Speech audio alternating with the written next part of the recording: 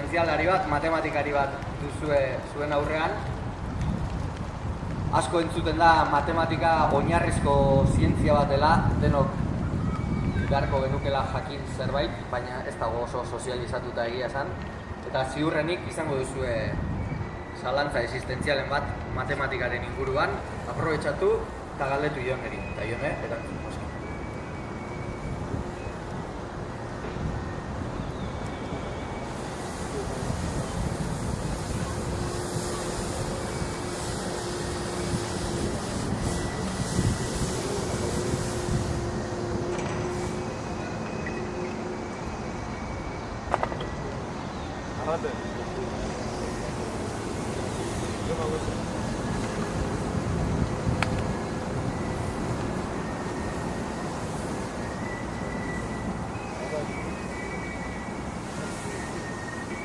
Nik batuketa eta kenketekin ala egin nuen azera, da berreketa eta erroketa gero hortikan aurrera. Gero trigonometriarekin ere nolako aukera, hoiek benetan zerbaiterako baliote dute ba. Hoiek benetan zerbaiterako baliote dute ba.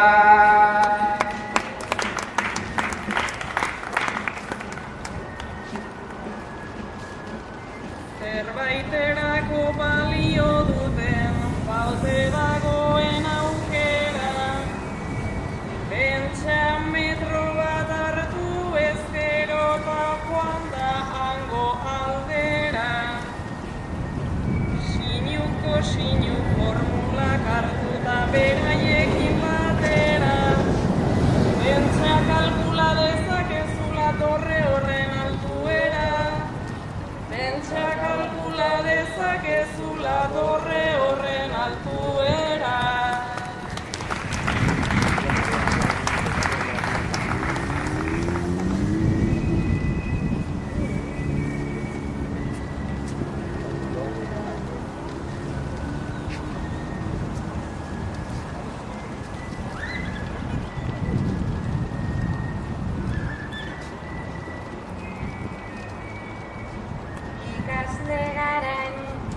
Materekin pasatu ditut trantzelar, ezin gainditu ta horrekin zenbat negar.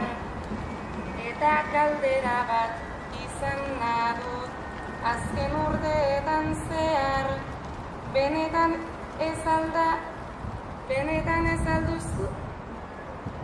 benetan ez alduzue buru privilegiatu bat behar. Benetan ez alduzue buru privilegiatu bat behar.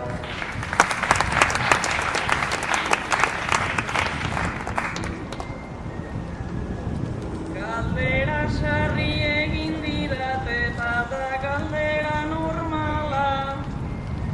Matematika hain dugulako abstraktu eta formala. Bertso entzuten ere jendea harritu oida aibala. Eta edonork egin dezake justu bertsotan bezala. Eta edonork egin dezake justu bertsotan bezala.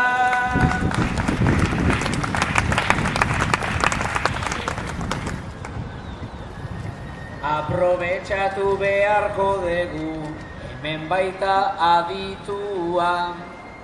Esplika ezina esplikatzeak badu bere meritua. Beti izan dut nik galdera bat, ta ezin entenditua. Bizero nola diren zortzi eta zortzi bat infinitua. Bizero nola diren zortzi eta zortzi bat infinitua.